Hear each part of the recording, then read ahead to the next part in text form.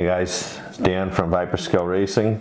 In this video we're going to be discussing just general tips and tricks on or for the stock Tomy Super G Plus car.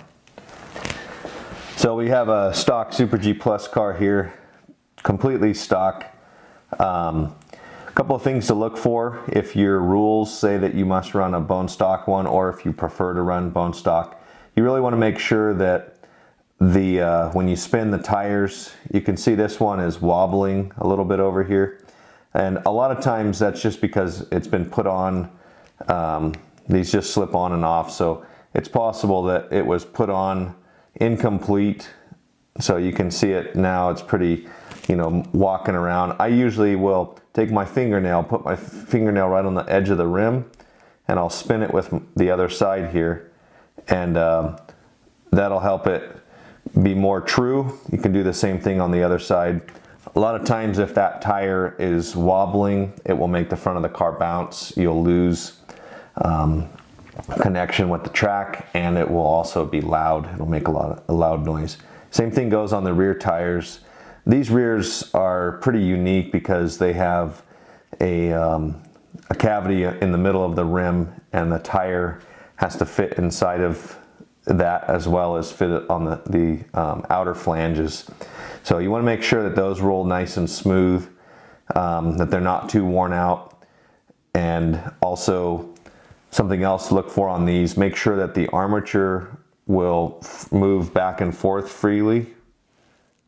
So you want to have that little bit of slop that's in there is actually good for the car.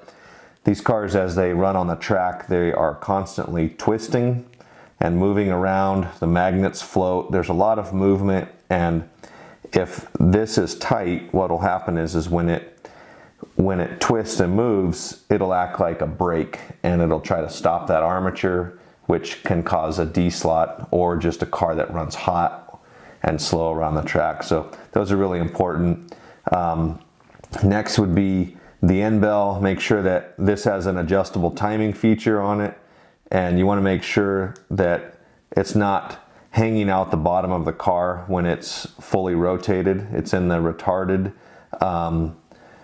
position right now. If we go to the full advanced position, you can over rotate it and have it stick out the bottom of the car, and that'll also cause problems because you're going to be hitting the plastic from the end bell on high spots on the track, and it'll unload the car. Next thing, make sure that your pickup shoes have nice free motion, not just up and down, but you want to be able to rotate them just a little bit side to side there, both of them. You don't want those hanging up. That can make a lot of problems for you. The other thing, make sure that your guide pin is nice and straight. These cars, you crash them, you can nail that guide pin on the corner of the track and bend it. That can cause handling issues as well. But for the most part, really good car. These are, if you can still find them, mostly on eBay and stuff, it's a great car to start with. This is what the Viper V1 and the BSRT G3 cars are based on. This is one of the best platforms that any of the toy companies have ever made, which is why the aftermarket manufacturers decided to use it as a base for their products. That's about it.